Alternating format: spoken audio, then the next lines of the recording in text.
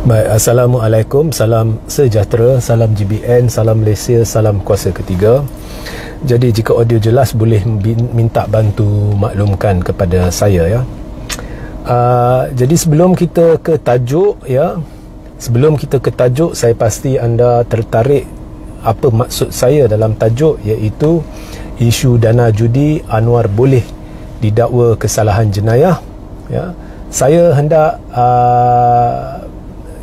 beritahu mereka yang bertanya soalan berhubung dengan pendedahan saya semalam. Jadi jika anda belum tonton live semalam, anda pastikan anda tonton ya, iaitu di mana PH hadapi krisis besar ya, berhubung dengan PRN yang akan datang.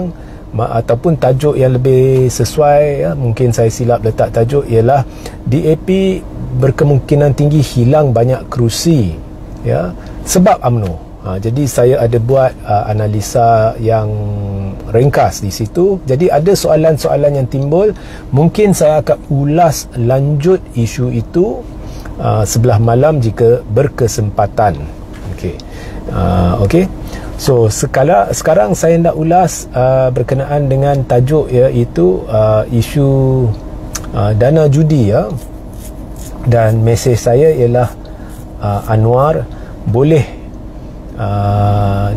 dikenakan tindakan jenayah ya. Apa maksud saya? Baik, tahun lepas, selepas Anwar dilantik menjadi Perdana Menteri, ada satu dakwaan yang dibuat kononnya ya, atau gambaran diberikan bahawa satu parti Islam ya, atau Perikatan Nasional telah menerima dana daripada syarikat judi untuk membantu dalam pilihan raya. Jadi Anwar beri bayangan lah itu yang berlaku.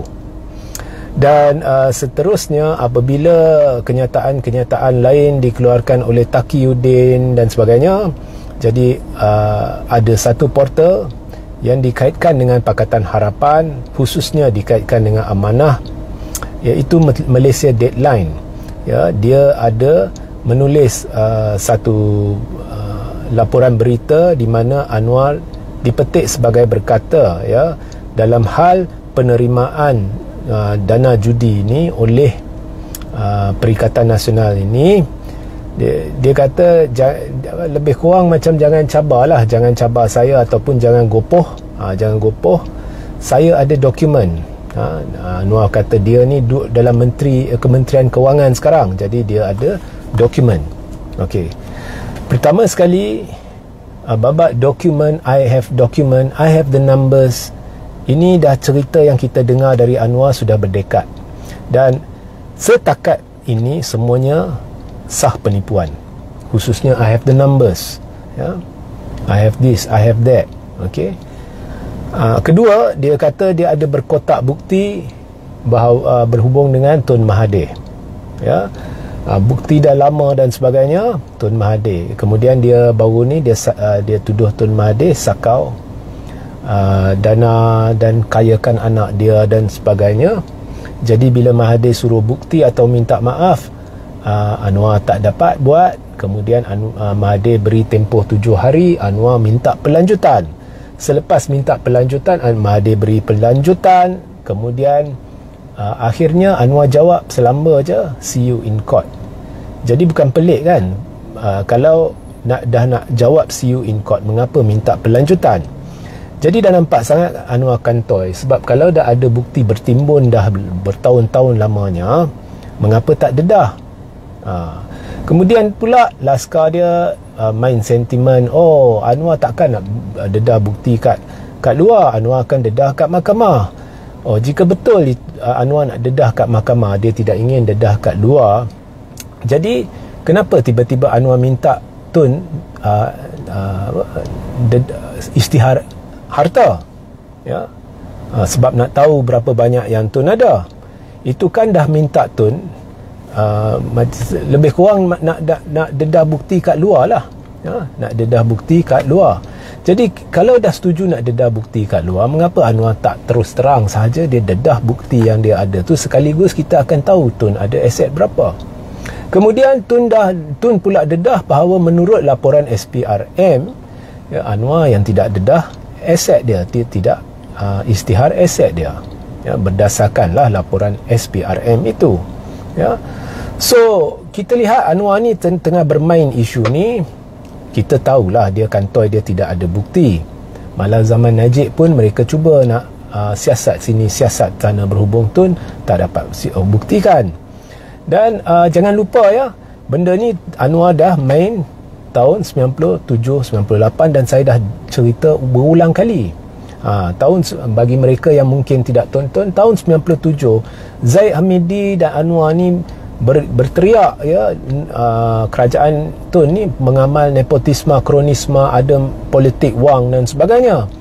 Akhirnya bila Zaid Hamidi berucap pada mesyuarat agung UMNO, Tun marah, tapi Tun diam. Keesokan harinya Tun kerah akhbar tempatan untuk cetak hitam putih bukti senarai syarikat, siapa yang dapat manfaat, ya. Dan di situ memang nampak senarai itu kroni-kroni Anwar, ahli keluarga Anwar, Zaid Hamidi menerima manfaat, ya. Jadi tuding jari kat orang lain, jangan amal nepotisme, jangan amal rasuah, jangan amal kronisme, tapi yang mengamalkan nepotisme, kronisme adalah Anwar sendiri, ya. Dan nilai-nilai manfaat tu memang cukup besar. Tun dah buktikan. Anwar sampai hari ini tak dapat sangkal. Masa tu pun Anwar Menteri Kewangan. Masa tu pun semestinya kalau ada dokumen, Anwar ada dokumen, tapi tak boleh nak dedah, cuma bercakap pandai, seperti sekarang lah. Kemudian tak lama selepas tu Zaid Hamidi pula di media arus perdana, dia mengaku saya menerima manfaat daripada Anwar ketika Anwar Menteri Kewangan, dan Zaid Hamidi secara terbuka di media arus perdana memohon maaf kepada Tun Mahathir. So dokumen tak, pada masa tu pun Anwar Menteri Kewangan tak boleh nak dedah dokumen, masakan sekarang boleh dedah dokumen. Ceritanya sama juga selepas pilihan raya umum ke-15, Anwar kata ada dokumen, jangan gopoh, ya, saya Menteri Kewangan.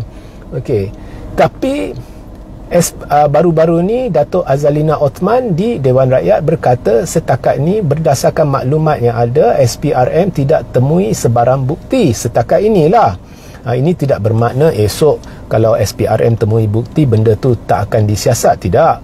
Tapi dia kata setakat ni tidak ada bukti, SPRM tidak ada bukti, jadi fail siasatan belum lagi dibuka. So ini laporan media lah, Azalina berkata. Jadi kalau Anwar sebagai Menteri Kewangan pada bulan Disember tahun lepas dah kata dia ada dokumen, bagaimana SPRM tidak ada bukti? Atau setakat ni dapati tidak ada bukti? Dan persoalan yang lebih besar, adakah SPRM sudah tanya Anwar mana dokumen itu? Adakah SPRM sudah menilai dokumen itu, ya? Ataupun adakah SPRM mendapati dokumen itu mengarut, jadi tidak ada apa-apa bukti, ya?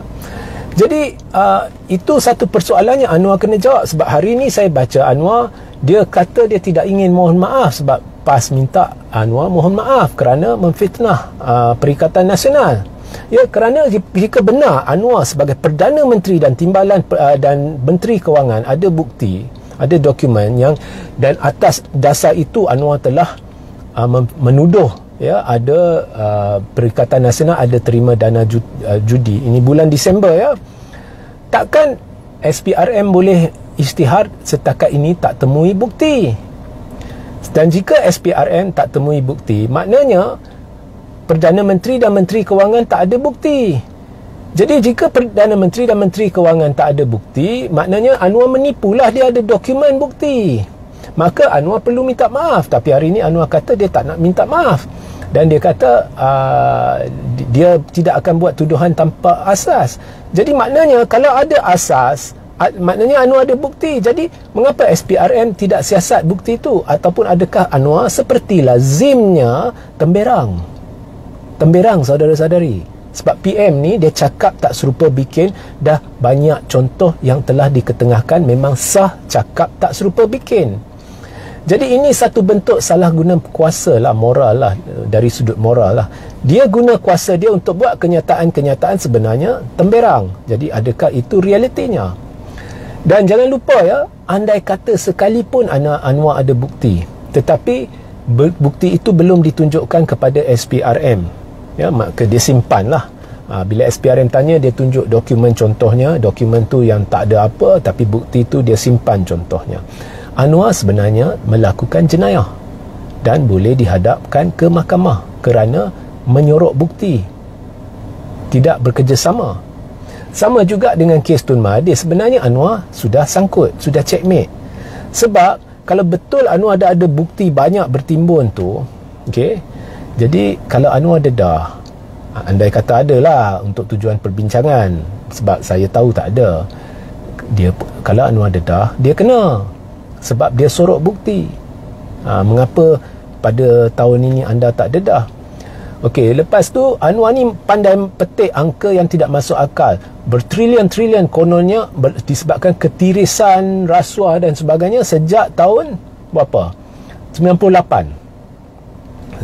Tahun 98 sampai sekarang. Jadi secara tidak langsung Anwar berkata sebelum 98 tu atau saya nak tanya Anwar lah, mengapa pilih bermula 98? Adakah Anwar kata sebelum 98 tu tak ada ketirisan, tak ada rasuah? Kalau sebelum 98 tak ada ketirisan, tak ada rasuah, maknanya Tun Mahathir adalah orang bersih. Pentadbiran Mahathir cekap. Awak kata pentadbiran Mahathir ada banyak kesalahan dan sebagainya, tapi cekap. Sebab awak sendiri berkata bermula 98, maknanya sebelum 98 tu bersih. Takkan kalau awak ada maklumat dari tahun 98 sampai sekarang berapa trilion hilang sebab ketirisan, takkan anda tak ada maklumat sebelum tahun 98? Maknanya Tun Mahathir adalah Perdana Menteri bersih. Habis kalau Tun Mahathir Perdana Menteri bersih, mana bukti kau yang kononnya dia sakau lah, dia bagi anak dia kaya 22 tahun dan apalah bagi anak dia kaya. Jadi Anwar berbelit-belit, dia sanggah diri dia sendiri sana sini, dia malukan diri dia sendiri. Malah kenyataan Azalina secara tidak langsung telah memalukan Anwar. Ya, Azalina kata jangan putar belit. Kenyataan dia saya tak tahulah dia rujuk kat orang mana. Saya cuma nak ketengahkan logik. Ya, kalau Anwar kata ada dokumen, bukti, tapi SPRM pula setakat ini tak ada bukti, maknanya dokumen Anwar tu bukannya bukti lah. Ya, so belit sini, belit sana, sama juga dia belit nak perang rasuah, tapi Zahid dinaikkan sebagai timbalan Perdana Menteri, walhal sebelum pilihan raya Anwar, Rafizi yang lah ni duk menteri menteri yang berkait dengan penerangan dan sebagainya, semua dah tunjuk Zahid ni bersalah. Malah ada hitam putih dari laporan perolehan yang dinyaklasifikasikan Zahid terlibat dalam perolehan. Ada surat dan sebagainya yang diminitkan oleh Zahid. Oh, kami akan ambil tindakan. Tapi lepas PRU, Zahid bukan diambil tindakan, dia dinaikkan pangkat ke timbalan Perdana Menteri, orang kedua terkuat dalam kerajaan. Kononnya nak telus, tak nak campur tangan mahkamah, tapi bila naikkan Zahid sebagai timbalan, secara tidak langsung ianya mengenakan tekanan terhadap mahkamah. Sudah ada risiko tekanan diberi kepada mahkamah dalam kes Zahid. Dan cara pasport Zahid dipulangkan mencurigakan. Cara kes dia ditangguhkan mencurigakan dan memang tak betul pun. Ya, sebab mahkamah dah putuskan ada kes prima facie, maknanya ada bukti lah. So tiba-tiba ada bukti baru. Kalau ada bukti baru, patut diketengahkan ke mahkamah, bukan ke pejabat peguam negara, kemudian nak minta peguam negara gugurkan kes, dan kemudian mahkamah pula sedia tangguh kes itu sebab peguam negara nak pertimbangkan. Itu dah tak betul. So benda-benda ni berlaku di bawah pentadbiran siapa? Pentadbiran Anwar. Lampu hijau nak lantik ahli-ahli keluarga ke kerajaan, siapa yang beri? Anwar. Ada tak Perdana Menteri lain sebelum ni beri? Tak ada. Paling banyak ruang diberi untuk berlaku ketirisan, rasuah dan sebagainya adalah kerajaan Anwar. Sebab semua benda ni memberi ruang kepada kemungkinan berlaku ketirisan, rasuah, salah guna kuasa di bawah pentadbiran Anwar. Sebab itu, ini bukan propaganda, ini bukan retorika bila saya kata, dan ramai duk kata sekarang, bukan hanya kerajaan Anwar gagal, ianya kerajaan terburuk dalam sejarah tanah. Dia ada gangguan. Ya, ini kerajaan terburuk dalam sejarah. Bukan kita reka cerita. Ni saya ketengahkan hujah. Benda ni bukannya fitnah, benda ni berlaku.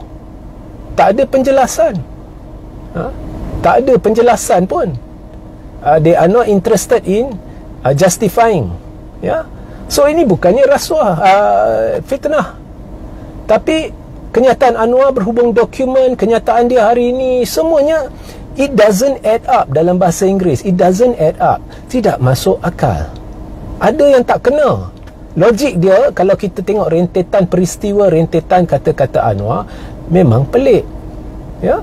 So dia selaku Perdana Menteri sebenarnya sendiri kelirukan rakyat, kemudian beritahu orang tak boleh cakap macam ni, tak boleh cakap macam itu. Nah, kita sebagai rakyat nak tahu, sebab benda dah tak betul. So itulah pencerahan saya.